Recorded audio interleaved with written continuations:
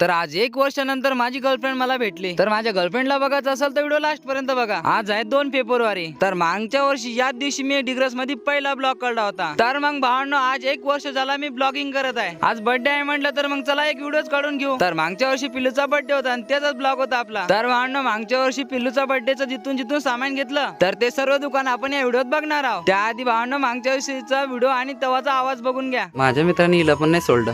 दुकानात गेल्यानंतर पिलूला मी खेळत बसलो. तिथून पुढे गेलो.